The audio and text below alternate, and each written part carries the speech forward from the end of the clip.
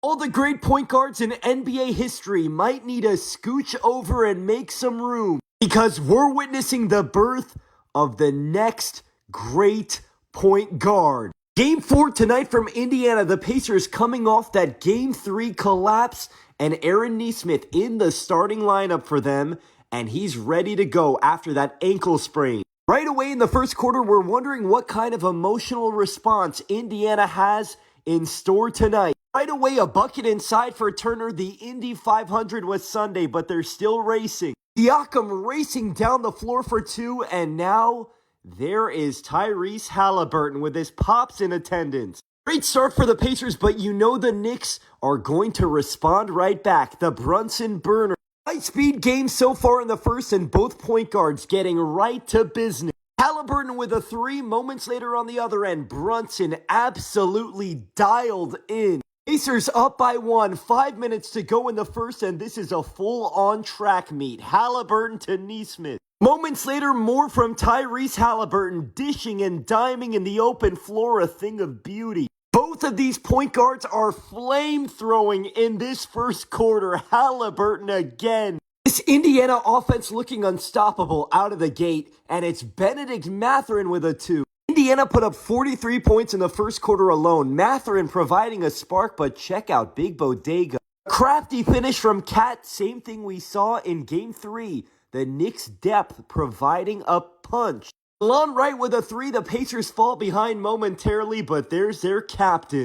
Haliburton being a point guard maestro, dishing and diming and getting his own at will. Pacers up by 2, 3 minutes to go in the first half. A no-look from Haliburton. These two point guards both putting on a clinic. Back and forth first half. Brunson the response. Pacers go into halftime with the lead, but one thing we know about this series, every team that's led at halftime has lost. Haliburton looking to change that with a steal and a dime to Siakam. Now it's Siakam the dime and Turner the 3.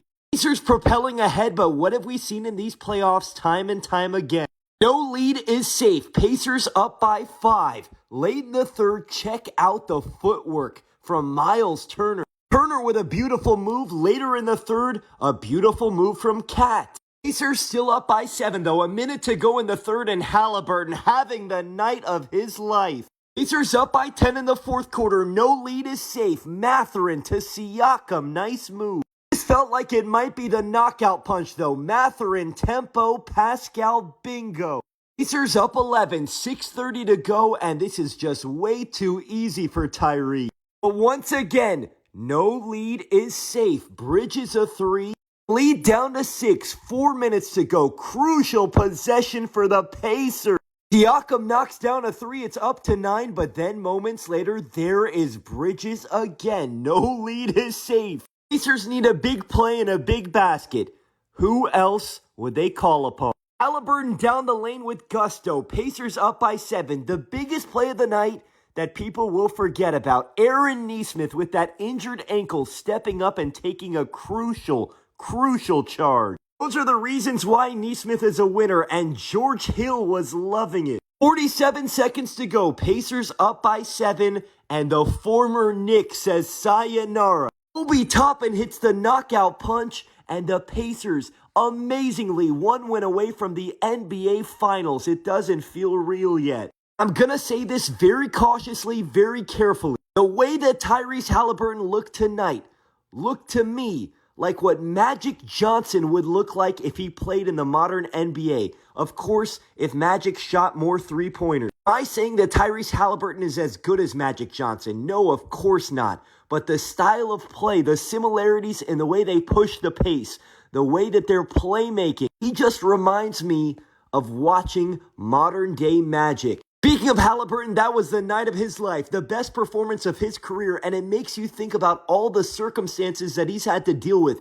Going to Team USA, being on the bench, watching from the sideline. The term superstar is used loosely nowadays, but Haliburton, he sure looks like a superstar to me, at least after this postseason run that he's had. We've said it before, we'll say it again. That overrated poll by a few of his peers was the best thing that could have happened to the Pacers and to Tyrese. That lit a fire in his belly, and that fire is the reason the Pacers are on the cusp of their first NBA Finals in 25 freaking years. The craziest part of Haliburton's spectacular night, besides the 15 assists, how about the 0 turnover? Haliburton's incredible performance is going to overshadow the fact that Siakam was incredible too, 30 points. If the Pacers win the championship this season, Pascal Siakam is a Hall of Famer. I've heard the term playoff riser a lot in these playoffs, and Siakam is surely a playoff riser. In this series alone, 26, 5, and 3 on great efficiency.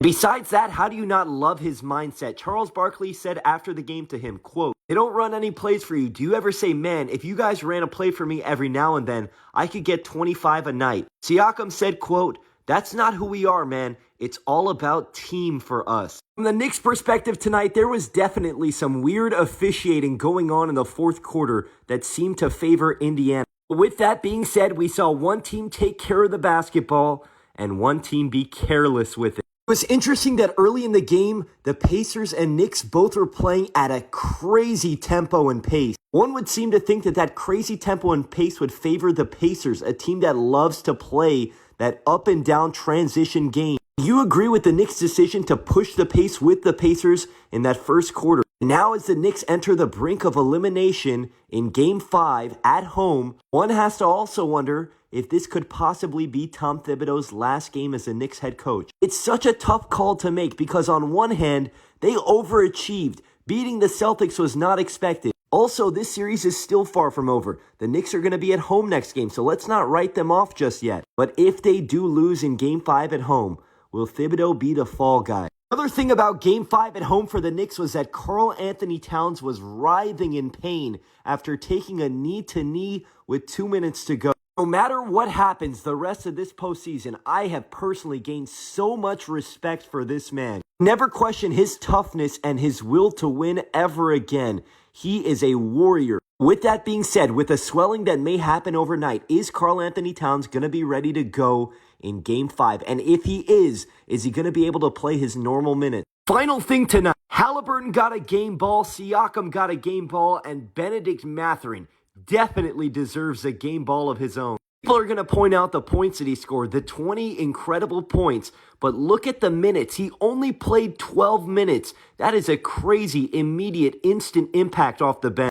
You shouldn't be surprised, though, because that's who the Indiana Pacers have been all season, and now the whole world will watch on Thursday night as they try to get to the promised land. I can't wait to see what happens in Madison Square Garden.